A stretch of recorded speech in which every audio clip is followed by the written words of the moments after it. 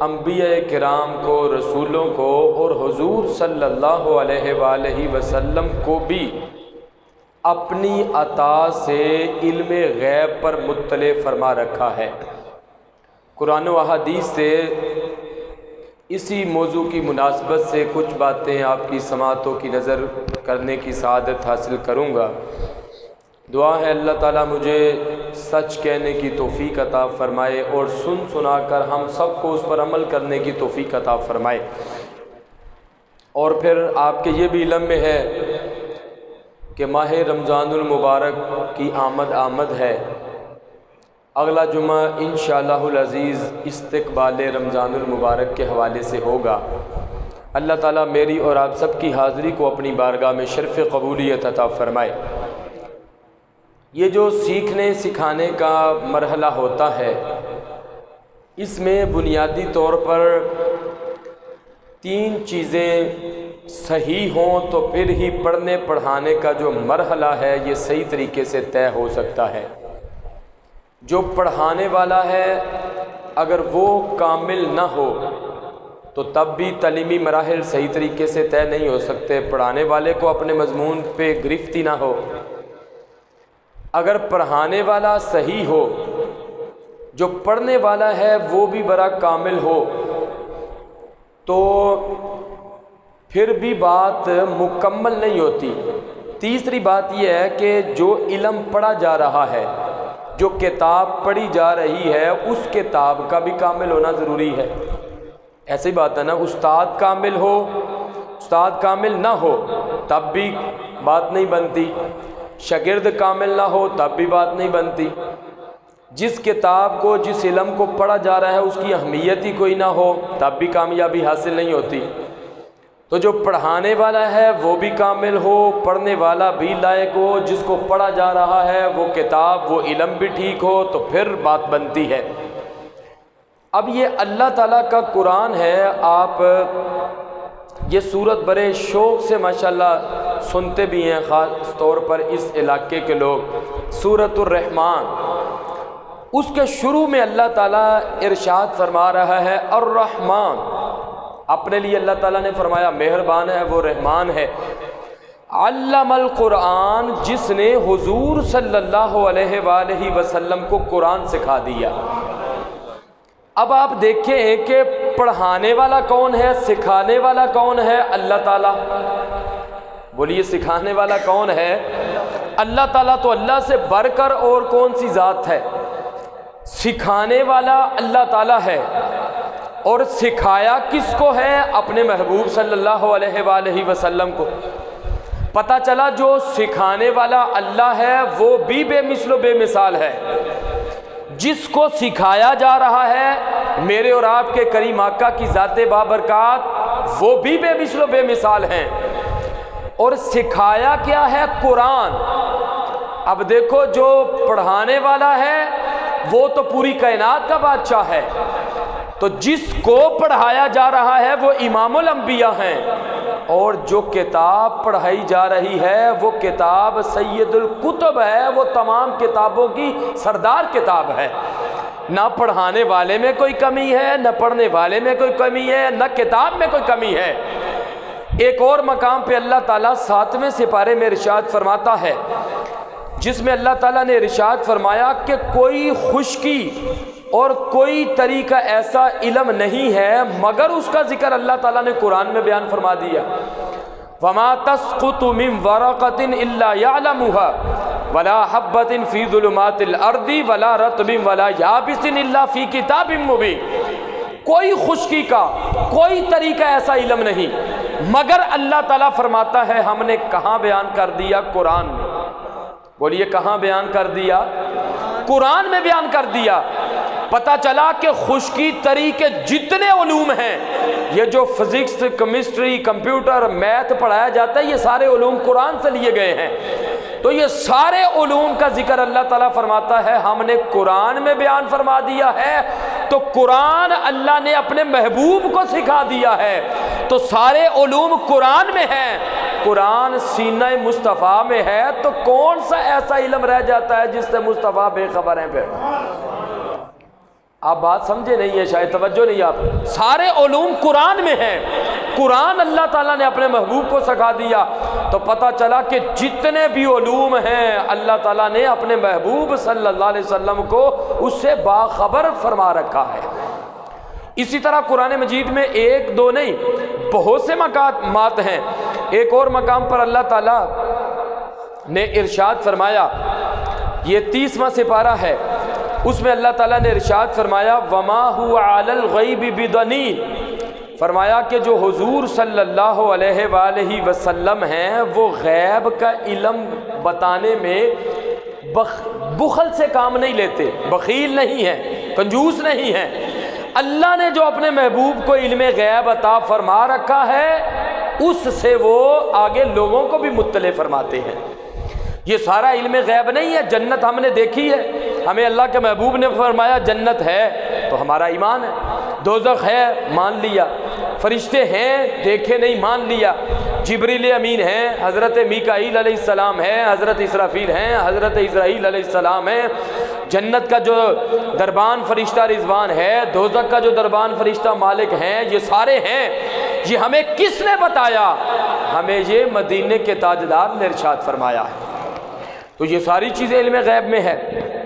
اسی طرح ایک اور مقام پہ اللہ تعالیٰ نے ارشاد فرمایا عالم الغیب فلا یظہر علی غیبہ احدا الا من ارتضی من رسول.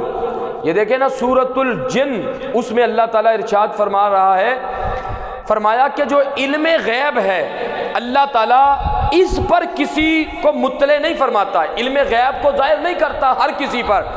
آگے فرمایا الا من ارتضی من رسول، اپنے رسولوں میں سے اللہ جس کو چن لیتا ہے اس کو علم غیب عطا فرما دیتا. تو یہ اللہ کا قرآن ہے، ہم تو اللہ کا قرآن مانیں گے نا. اس لیے حقیقی طور پر علم غیب کو جاننے والی ذات بولو کون سی ذات ہے؟ اللہ کی. سارے بولیں کون سی ذات ہے؟ اللہ کی ذات ہے.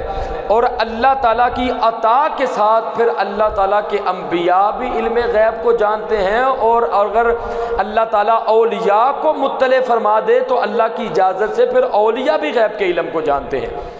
یہ قرآن مجید ہے، سورۃ آل عمران ہے، کسی میں جرأت نہیں کہ وہ اس کا کوئی جواب دے سکے. حضرت عیسیٰ علیہ السلام نے اپنے ماننے والوں کو کیا ارشاد فرمایا؟ حضرت عیسیٰ علیہ السلام نے فرمایا وَرَسُولًا إِلَىٰ بَنِي إِسْرَائِيلَ أَنِّي قَدْ جِئْتُكُمْ بِآيَةٍ مِّن رَّبِّكُمْ أَنِّي أَخْلُقُ لَكُم مِّنَ الطِّينِ كَهَيْئَةِ الطَّيْرِ فَأَنفُخُ فِيهِ فَيَكُونُ طَيْرًا بِإِذْنِ اللَّهِ. اور قرآن سے محبت سے بولے نا ذرا سبحان اللہ.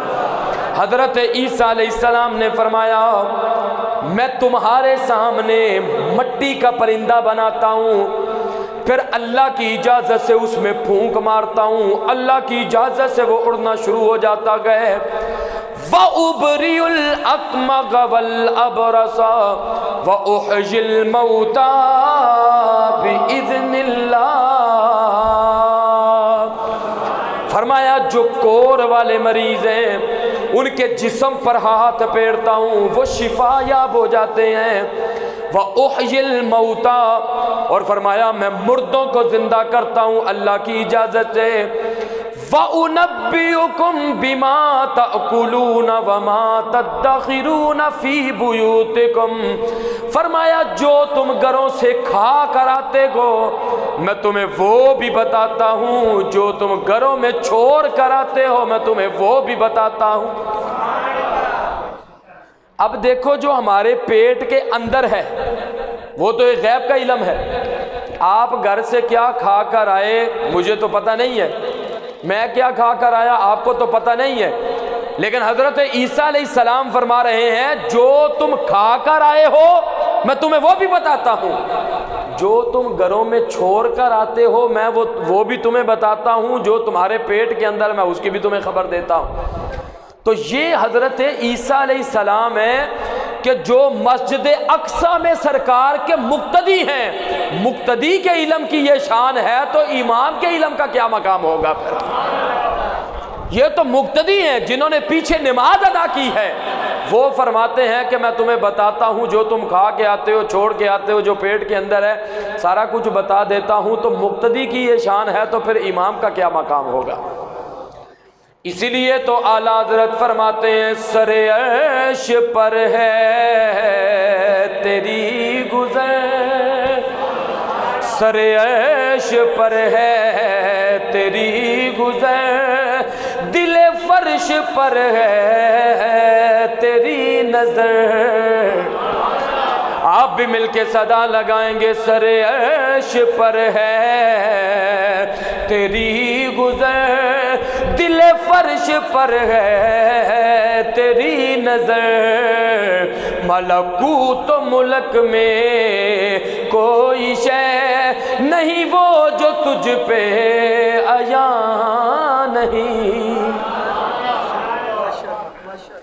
اکثر یہ جو آیت پڑھ کے نا تو لوگوں کو گمراہ کیا جاتا ہے۔ یہ 25ویں سپارے کی آیت ہے، آیت پڑھتے ہیں، دیکھو جی اللہ تعالیٰ نے خود قرآن مجید میں ارشاد فرمایا ان اللہ عندہ علم الساعہ، کہ اللہ تبارک و تعالیٰ جو 5 چیزیں ہیں اس پر کسی کو مطلع نہیں فرماتا۔ سوری یہ 21ویں سپارے کی آیت ہے، ان اللہ عندہ علم الساعہ، کہ بے شک اللہ تعالیٰ کے پاس ہی قیامت کا علم ہے۔ وَيُنَزِّلُ الْغَيْثَ، بارش کب ہوگی اللہ کو ہی پتہ ہے۔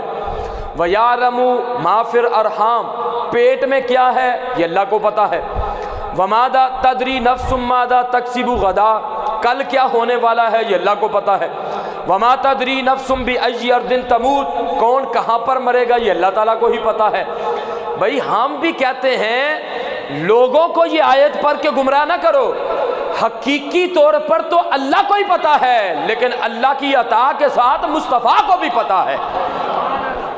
یہ اٹھاؤ سیرت کی کتابیں، احادیث کی کتب، جنگ بدر کے موقع پر ایک دن پہلے اللہ کے رسول صلی اللہ علیہ وسلم نے ہاتھ میں چھری کو پکڑا تو دائرے لگائے، فرمایا یہاں پر فلانا کافر مرے گا، یہاں پر فلانا مرے گا، یہاں پر فلانا مرے گا، دائرے لگائے تو نام لکھ دیے۔ صحابہ کرام فرماتے ہیں اللہ کی عزت اور کی جلال کی قسم، ہم نے اگلے دن دیکھا جس جگہ پر سرکار نے جس کا نام لکھا تھا اسی جگہ پر اسی نام کا کافر مرا ہوا پڑا تھا۔ تو بتا دیا اللہ ہی جانتا ہے، لیکن اللہ کی عطا سے مدینے کے تاجدار بھی جانتے ہیں۔ اور تم کہتے ہو پیٹ میں کیا ہے کوئی نہیں بتا سکتا، یہ تو الٹرا ساؤنڈ مشین بھی بتا دیتی ہے، یہ تو ایکسرا بھی بتا دیتا ہے۔ جو الٹرا ساؤنڈ مشین ہے، کیا اس کا جو علم ہے، اس کی جو طاقت ہے اللہ کے نبی کے علم کی طاقت سے زیادہ ہے؟ فرقہ وریت ہم نہیں پھیلاتے، ہم اس پہ لعنت بھیجتے ہیں، لیکن اگر ایک بچہ بڑا ہوتا ہے آپ اس کو یہ بتائیں بھئی اللہ کے نبی کو تو پتہ نہیں ہے پیٹ میں کیا ہے، تو الٹرا ساؤنڈ مشین کو پتہ ہے، تو وہ فوراً کہے گا نہیں بھئی الٹرا ساؤنڈ مشین، پھر اس کا مطلب ہے کہ نبی کے ذہن اور علم سے بھی زیادہ کام کرتی ہے۔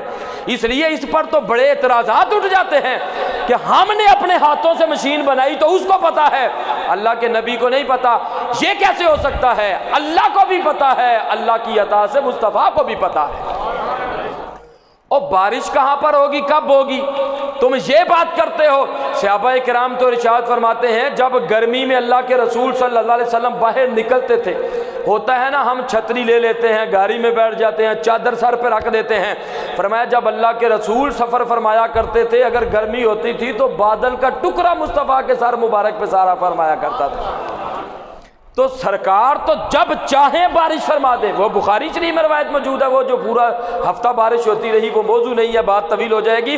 سرکار کو پتہ نہیں بارش کب ہوگی، آپ تو دعا کے لیے جب ہاتھ اٹھاتے تھے دعا مانگ کے اگی چہرے پہ ہاتھ مبارک نہیں پھیرتے تھے تو فوراً بارش کا نزول ہو جاتا تھا۔ یہ اللہ کے رسول صلی اللہ علیہ وسلم کا علم ہے۔ اسی طرح یہ ذرا رکھ لیں، اسی طرح یہ بخاری شریف ہے، آج جو زیادہ تر روایات ہیں یہ بخاری شریف سے ہی ہیں، آپ سنیں گے تو انشاءاللہ آپ کا ایمان تازہ ہو جائے گا۔ یہ بخاری شریف اس کا جو باب ہے کتاب العلم ہے، اور اس کی حدیث نمبر جو ہے وہ 92 ہے، 92۔ حضرت ابو بردہ سے روایت ہے کہ حضرت ابو موسیٰ اشعری رضی اللہ تعالیٰ نے فرمایا کہ کچھ لوگوں نے حضور صلی اللہ علیہ وسلم کے علم کے متعلق سوالات کیے کہ یہ بھی نہیں پتہ، یہ بھی نہیں پتہ، یہ بھی نہیں جانتے، یہ بھی نہیں جانتے. تو اللہ کے محبوب صلی اللہ علیہ وسلم کو انہوں نے ناراض کرنے کی کوشش کی، تو آپ صلی اللہ علیہ وسلم سبحان اللہ آپ تشریف فرما ہوئے تو آپ نے ارشاد فرمایا سلونی عما شئتم، یہ بخاری شریف ہے. آپ نے فرمایا جو کچھ ہو چکا ہے تم وہ بھی مجھ سے پوچھ لو، قیامت تک جو کچھ ہونے والا ہے وہ بھی پوچھو، آج مدینے کے تاجدار تمہیں ضرور جواب ارشاد فرمائیں گے. ایک گال ذرا بڑی ہے تو سبحان اللہ بھی ذرا اونچی کہو نا. ہے سالونی عما شئتم، فرمایا تم جو چاہو مجھ سے پوچھو. یہ حوالہ بھی موجود ہے اور ترجمہ بھی موجود ہے، آپ پڑھ سکتے ہیں. تو جب سرکار نے فرمایا جو چاہو پوچھو، فقال رجل من ابی، ایک بندے نے کہا کہ میرا باپ کون ہے، میرے باپ کے بارے میں بتاؤ. قال ابو حذافہ، آپ نے فرمایا تیرے باپ کا نام حذافہ ہے، حذیفہ ہے تیرے باپ کا نام. فقام آخر، ایک اور شخص کو کھڑا ہوا، فقال من ابی یا رسول اللہ، اس نے بھی کہا یا رسول اللہ صلی اللہ علیہ وسلم میرے باپ کا نام بھی بتا دیں. قال ابو کا سالم مولا شیبہ، فرمایا تیرے باپ کا نام سالم مولا شیبہ ہے. اب پہلے تو سرکار کو کسی نے نہیں بتایا تھا ان کے باپ کا نام یہ ہے، تو سرکار نے ارشاد فرمایا پوچھو. جب پوچھا تو بتایا.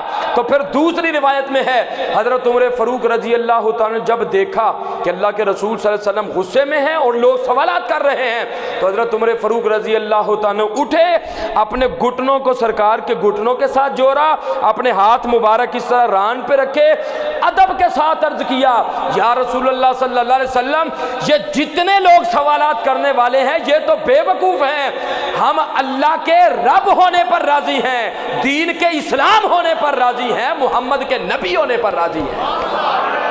نعرہ تکبیر، نعرہ رسالت، عظمت و شان مصطفیٰ، عفت و مقام مصطفیٰ.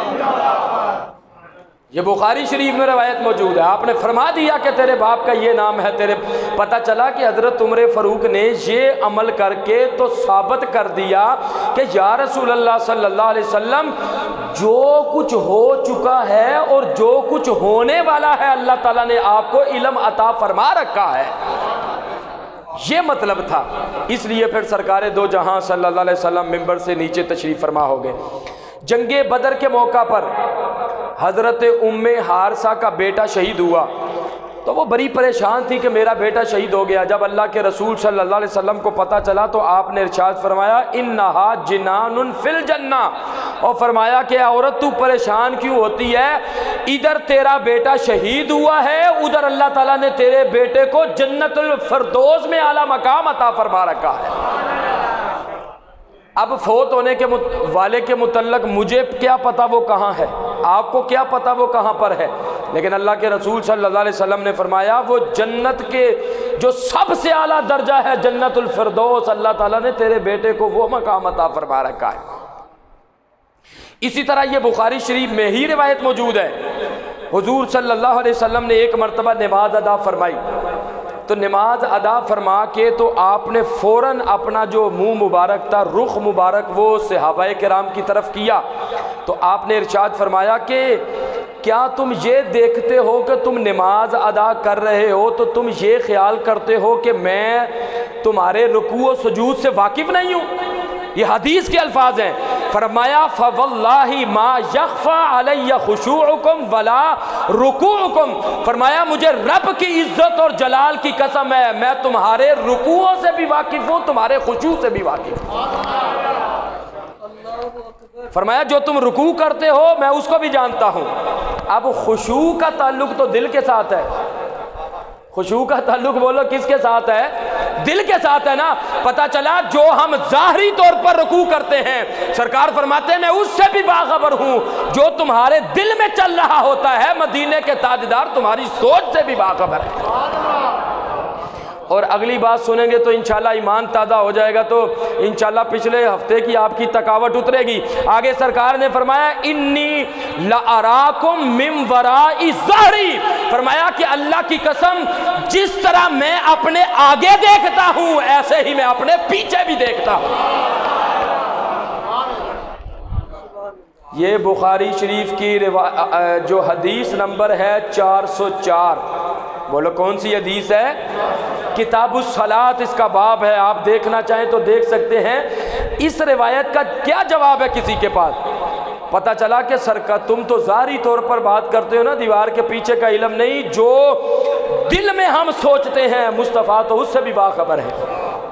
اور حدیث پاک میں آتا ہے کہ شیطان ہمارا دشمن ہے نا، اسلام کا دشمن ہے، قرآن کا دشمن ہے، لیکن اس کی یہ طاقت ہے کہ جب ہم نیکی کا سوچتے ہیں تو وہ سوچ سے باخبر ہے، اپنا وسوسہ ساتھ شامل کر لیتا ہے۔ اس لیے فرمایا فاستبقوا الخیرات، نیکی کا ارادہ کرو نا تو جلدی کر لیا کرو، ورنہ وہ وسوسہ ڈال دیتا ہے اور نیکی سے روکنے کی کوشش کرتا ہے۔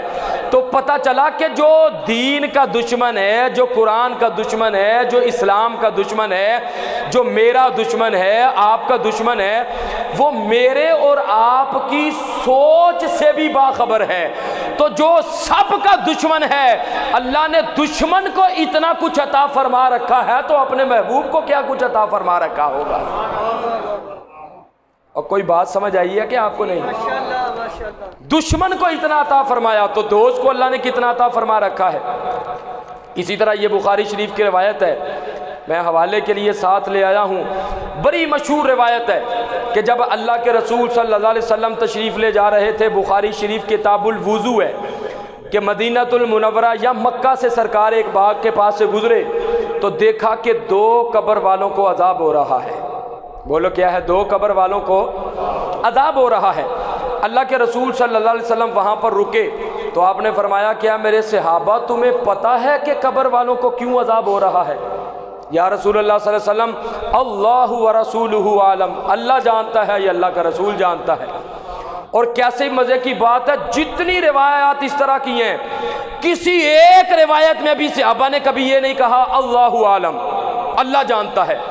جب بھی موقع آیا تو انہوں نے کہا اللہ ورسولہ عالم، اللہ بھی جانتا ہے، اللہ کا رسول بھی جانتا ہے۔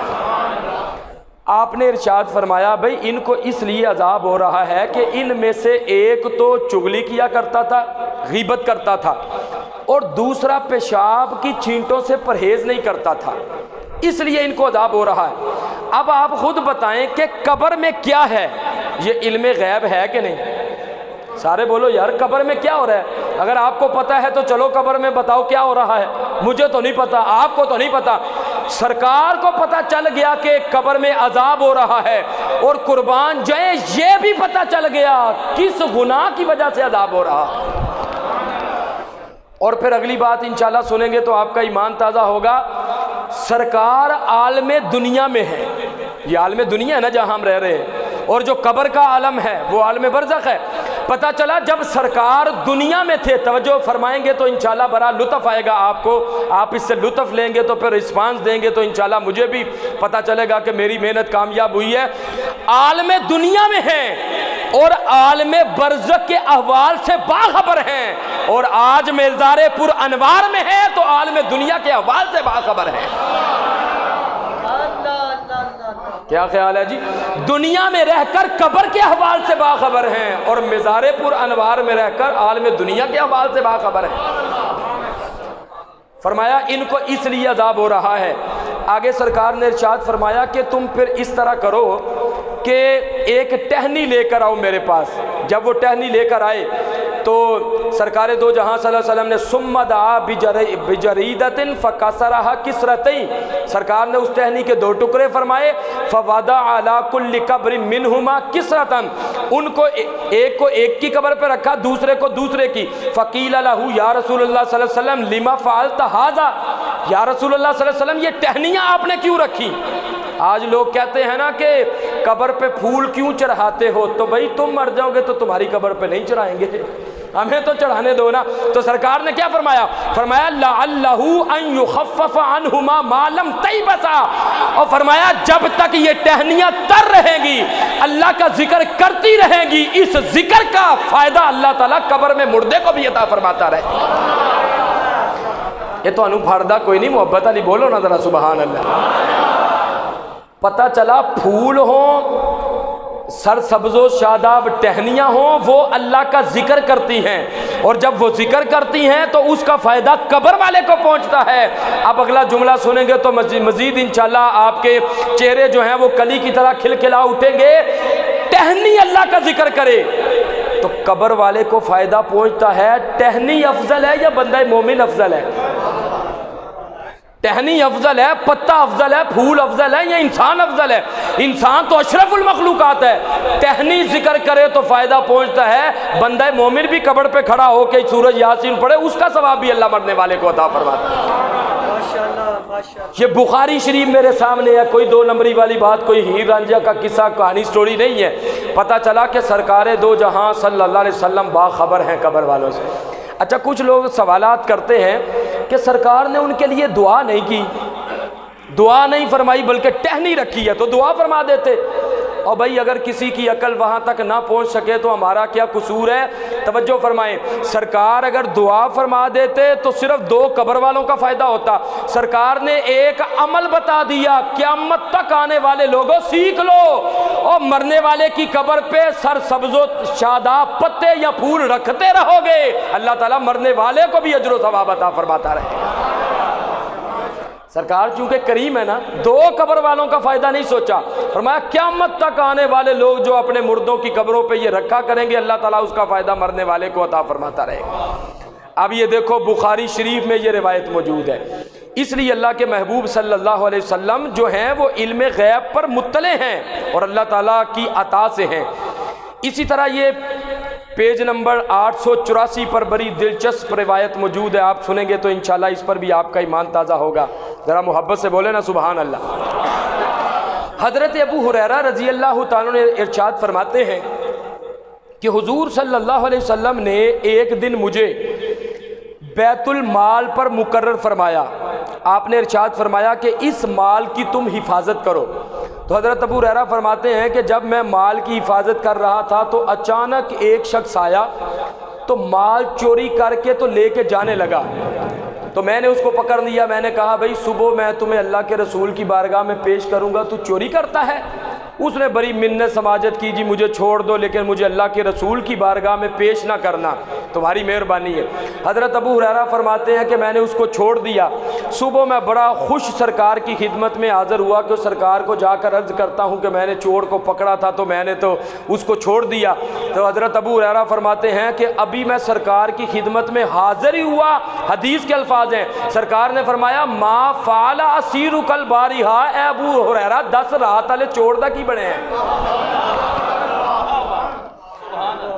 اسی لیے پھر ہم کہتے ہیں دلوں کے ارادے تمہاری نظر میں، دلوں کے ارادے تمہاری نظر میں۔ بھئی آپ بھی ذرا مل کے سرکار کے ثنا خوان بن جائیں نا ذرا۔ دلوں کے ارادے تمہاری نظر میں، نہیں تم سے کچھ بھی چھپایا محمد۔ سرکار نے فرمایا ما فعل اسیرک البارحہ، سنا رات والے چور کا کیا بنایا گئے۔ حضرت ابو ہریرہ بڑے حیران ہوئے، معاملہ تو میرے ساتھ پیش آیا ہے، سرکار کے پاس رپورٹ پہلے پہنچ چکی ہے۔ جب سارا بتایا حضور یہ معاملہ پیش آیا، سرکار دو جہاں صلی اللہ علیہ وسلم نے ارشاد فرمایا اے ابو ہریرہ جاؤ، جا کر حفاظت کرو، آج رات وہ چور پھر آئے گا۔ پھر حضرت ابو ہریرہ فرماتے ہیں میں چلا گیا، حفاظت کر رہا تھا، پھر اسی طرح وہ چور آیا، جانے لگا، میں نے پکڑ لیا، کہا سرکار کی بارگاہ میں پیش کروں گا، اس نے پھر منت سماجت کی، پھر چھوڑ دیا۔ پھر جب سرکار کی بارگاہ میں حاضر ہوئے، آپ نے پھر فرمایا ما فعل اسیرک البارحہ، اے ابو ہریرہ رات والے چور کا کیا بنایا گئے؟ پھر سارا واقعہ سنایا، سرکار نے فرمایا چلے جاؤ، جا کر حفاظت کرو، آج رات وہ پھر آئے گا۔ سبحان اللہ، بخاری میں روایت موجود ہے، پھر آئے گا۔ اور حضرت ابو ہریرہ فرماتے ہیں تیسری رات وہ پھر آ گیا، جب چوری کر کے جانے لگا میں نے اس کو پکڑ لیا، میں نے کہا تو پہلی رات بھی آیا تجھے چھوڑ دیا، دوسری رات منت سماجت کی چھوڑ دیا، اب تیسری رات تو پھر آ گیا، آج تو تجھے میں کبھی نہیں چھوڑوں گا، صبح ضرور سرکار کی بارگاہ میں تجھے پیش کروں گا۔ اس نے بڑی منت سماجت کی، آپ نے فرمایا نہیں چھوڑوں گا۔ اس نے کہا دراصل بات یہ ہے میں بندہ نہیں ہوں، میں تو شیطان ہوں۔ اس نے کہا میں شیطان ہوں، میں تمہیں ایک ایسا عمل بتاتا ہوں، اگر وہ عمل تم کر لو گھر میں کرو گے گھر محفوظ ہو جائے گا، بچوں پہ عمل کرو گے بچے محفوظ ہو جائیں گے۔ سبحان اللہ بولے نا ذرا، گاڑی پہ کرو گے گاڑی محفوظ ہو جائے گی۔ پوچھا وہ عمل کیا گئے، اس نے کہا میں شیطان ہوں، تم اس طرح کیا کرو کسی بھی مال پر یا مکان پر یا بچوں پر یا کسی بھی چیز پر آیت الکرسی پڑھ کے دم کر دیا کرو، جہاں پر آیت الکرسی پڑھ دی جائے شیطان اس کے قریب نہیں آتا گئے۔ سبحان اللہ، آیت الکرسی پڑھ لیا کرو۔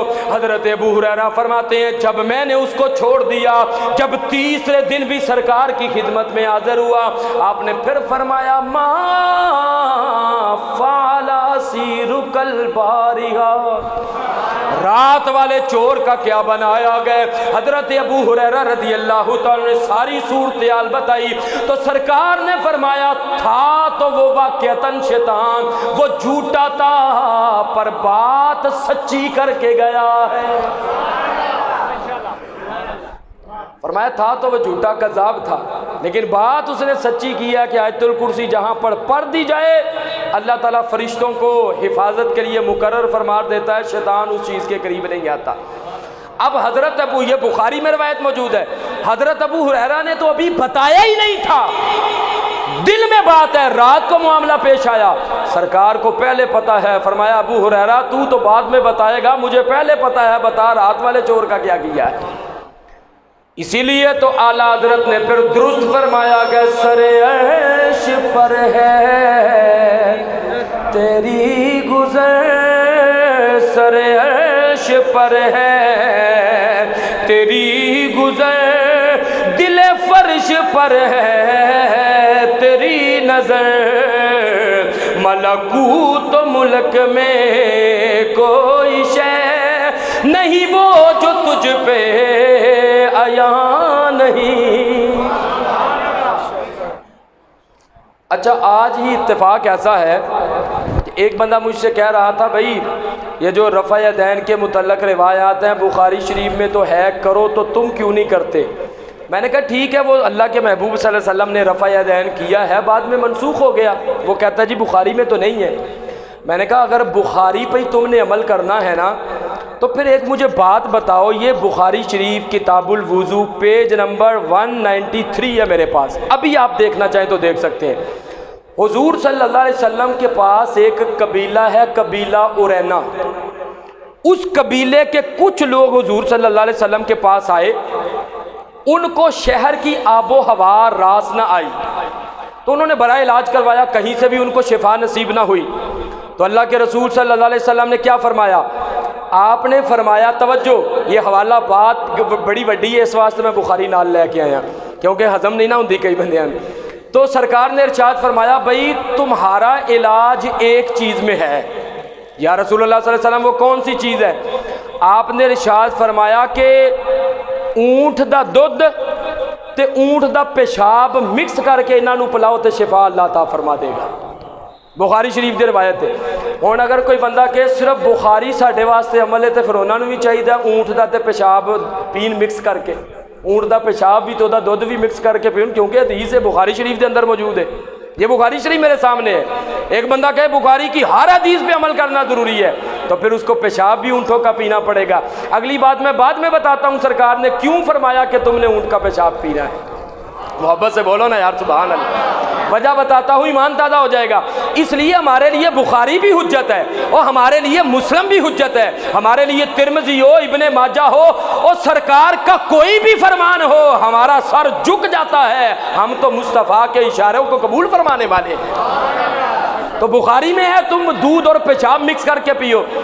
وجہ اصل میں یہ تھی، مفسرین کرام نے، محدثین کرام نے لکھا ہے، اللہ کے محبوب صلی اللہ علیہ وسلم چونکہ اللہ کے فرمان اور وحی کے مطابق کے بغیر تو بات ہی نہیں کرتے، سرکار کو اللہ نے علم عطا فرما رکھا تھا، ان کی بیماری اتنی بگڑ گئی ہے، یہ جو اونٹ کا پیشاب اور دودھ ہے یہ پئیں گے تو اللہ شفا عطا فرمائے گا، کسی اور کے لیے جائز نہیں ہے، ان کی شفا اللہ تعالیٰ نے اسی میں رکھ دی ہے۔ اب میں پوچھنا چاہتا ہوں کہ یہ تو علم غیب ہے ایک، کہ ان کی شفا اسی میں ہے، یہ کس نے بتایا؟ یہ کیسے پتہ چل گیا؟ یہ تو علم غیب ہے، یہ اللہ کی عطا سے سرکار کو پتہ چل گیا، انہوں نے جب یہ پیا تو اللہ تعالیٰ نے شفا عطا فرما دی، اور یہ خلاف شریعت بھی نہیں ہے، قرآن نے کہا بندے کی جان نکل رہی ہو تو اتنا اگر وہ حرام کھا لیتا ہے جس سے اس کی جان بچ جائے تو فرمایا جان بچانا فرض ہے، یہ اللہ کے قرآن سے بھی ثابت ہے، مصطفیٰ کے فرمان سے بھی ثابت ہے۔ تو یہ بخاری شریف میں روایت موجود ہے، تو سرکار کے پاس علم آ گیا نا۔ اس کے بعد اللہ کے محبوب صلی اللہ علیہ وسلم ایک مرتبہ نماز ادا فرما رہے ہیں، تو نماز ادا فرماتے ہوئے سرکار نے فرمایا سمع اللہ لمن حمدہ، ہم کہتے ہیں نا ربنا لک الحمد، یہ بھی کہہ دو، یہ بھی حدیث سے ثابت ہے، ربنا ولک الحمد کہہ دو، یہ بھی ثابت ہے، ربنا لک الحمد حمدن کثیرن مبارکن طیبن فی، اگر یہ موقع مل جائے امام صاحب اتنی رخصت دے دے اور لوگ بھی برداشت کر لے تو یہ پڑھ لیا جائے تو بہت زیادہ بہتر ہے۔ سرکار دو جہاں صلی اللہ علیہ وسلم نے جب سمع اللہ لمن حمیدہ کہا تو پیچھے صحابہ کرام میں سے کسی نے اونچی تو نہیں نہ پڑھا، آپ دل میں ہی پڑھتے ہو نا، تیسری چوتھی صف میں کوئی بندہ کھڑا ہو تو دل میں ہی کہتے ہیں نا ربنا لک الحمد، انہوں نے دل میں پڑھا ربنا ولک الحمد حمدن کثیرا طیبا مبارکا فی۔ جب سرکار نے سلام پھیری تو آپ نے ارشاد فرمایا، آپ نے فرمایا کہ یہ ربنا ولک الحمد حمدن کثیرا طیبا مبارکا کے الفاظ کس نے ارشاد فرمائے ہیں؟ آپ سمجھے نہیں ہے بات میرا، اور بھائی دل سے کہا، سرکار کو کیسے مصلی پہ پتہ چل گیا؟ میں یہاں کھڑا ہوں، آپ دل میں پڑھیں، مجھے کیا پتا آپ نے کیا پڑھا ہے، اور پتہ چل بھی جائے کوئی بولا ہے تو کیسے پتہ چلے گا کیا الفاظ کہے ہیں؟ تو وہ صحابی نے جو الفاظ کہے، سرکار نے فرمایا یہ الفاظ کس نے کہے ہیں؟ تو وہ صحابی کرے ہوئے عرض کیا یا رسول اللہ صلی اللہ علیہ وسلم میں نے کہے ہیں۔ آپ نے ارشاد فرمایا اللہ کی قسم جب تم نے یہ الفاظ کہے تو میں نے 30 سے زیادہ فرشتوں کو دیکھا کہ وہ ان کلمات کو وصول کر کے اللہ کی بارگاہ میں پیش فرما رہے ہیں، مصلی پہ کھڑے ہیں، جو کہا وہ بھی آپ نے سن لیا، پتہ چل گیا، اور پھر فرشتوں کا بھی پتہ چل گیا، وہ 30 سے زائد فرشتے ہیں، کہاں کلمات لے کے جا رہے ہیں؟ اللہ کی بارگاہ میں لے کے جا رہے ہیں۔ تم یہ بات کرتے ہو سرکار کو یہاں کی خبر نہیں ہے، اور صحابہ کرام کا تو یہ عقیدہ تھا، حضرت ابو بکر صدیق سے لے کر حضرت امیر معاویہ تک سب کا عقیدہ تھا کہ سرکار بیٹھے زمین پر ہوتے ہیں، خبر مصطفیٰ عرش کی ادا فرماتے ہیں۔ بحکم خدا ہر جگہ موجود ہو، بحکم خدا ہر جگہ موجود ہو، بظاہر ٹھکانہ مدینے تمہارا۔ مجھے ایک سوال کا جواب دے، ابھی بڑی حدیثیں رہتی ہیں کیونکہ ٹائم اب ختم ہو گیا تو میں گفتگو کو اختتام پذیر کر رہا ہوں۔ یہ ہمیں کس نے بتایا کہ قیامت کے نزدیک دجال آئے گا؟ حدیث میں ہے کہ نہیں؟ ایک نہیں، بڑی حدیثیں پاک ہے، اس میں میں نے ایم فل کا پی ایچ ڈی دے کر تیسیز لکھا ہے، اس میں پوری فصل بنائی ہے پیشین گوئیوں کی، اس میں میں نے سارے حوالے دیے ہیں جہاں جہاں پر یہ حدیث ہے۔ دجال آئے گا، ابھی تو آیا ہی نہیں بھائی، کیسے پتہ چل گیا؟ آئے گا، کانا ہوگا، ماتھے پر کافر لکھا ہوگا، اس کے کہنے پر بارش بھی ہو جائے گی، چونکہ امتحان ہوگا نا، برسائے گا تو اللہ لیکن امتحان ہوگا۔ یہ سارا ہمیں کس نے بتایا؟ مدینے کے تاجدار نے بتایا، علم غیب ہے۔ اور قیامت کا دن آئے گا، کون سا دن ہوگا؟ جمعے کا دن ہوگا، 10 محرم کا دن ہوگا، یہ ہمیں کس نے بتایا؟ مدینے کے تاجدار نے بتایا۔ یار محبت نہ بولو نا ذرا سبحان اللہ۔ تم تو یہ بات کرتے ہو جب مکہ سے سرکار مدینے کی طرف ہجرت فرما رہے تھے، سبحان اللہ، تو جس سواری پہ سوار تھے تو لوگ تو انتظار کر رہے تھے نا، جب مدینہ میں پہنچے کوئی کہتا ہے سرکار یہاں 2 قدم رکھے، کوئی کہتا ہے سرکار میزبانی کے لیے ہم موجود ہیں، کسی نے کہا ہم موجود ہیں۔ سرکار نے کیا فرمایا؟ وہ فرمایا میری سواری کا رستہ نہ روکو، اس کو پتہ ہے میں نے کہاں پر جانا ہے۔ اور تم سرکار کی بات کرتے ہو، جس سواری پر مصطفیٰ تشریف فرما ہو جائیں اس سواری کو بھی پتہ ہے میں نے کہاں پر جانا ہے۔ تو پھر سواری کہاں پر رکی ہے؟ سواری کہاں پر رکی؟ حضرت ابو ایوب انصاری کے گھر پر۔ سرکار نے فرمایا ہم نے یہیں پر رکنا تھا۔ سرکار نے تو نہیں بتایا یہاں پر رکنا ہے، جس پر سوار ہوئے یہ بھی پتہ چل گیا کہ سواری کو پتہ چل گیا کہاں پر رکنا ہے۔ اس لیے حقیقی طور پر یہ جو دیوار کے پیچھے کیا ہے، قبر میں کیا ہے، پیٹ میں کیا ہے، آسمانوں پر کیا، یہ سارا حقیقی طور پر غیب اللہ جانتا ہے، لیکن اللہ کی عطا کے ساتھ اللہ کے انبیاء بھی جانتے ہیں، مدینے کے تاجدار بھی جانتے ہیں۔ تو اللہ تعالیٰ کی بارگاہ میں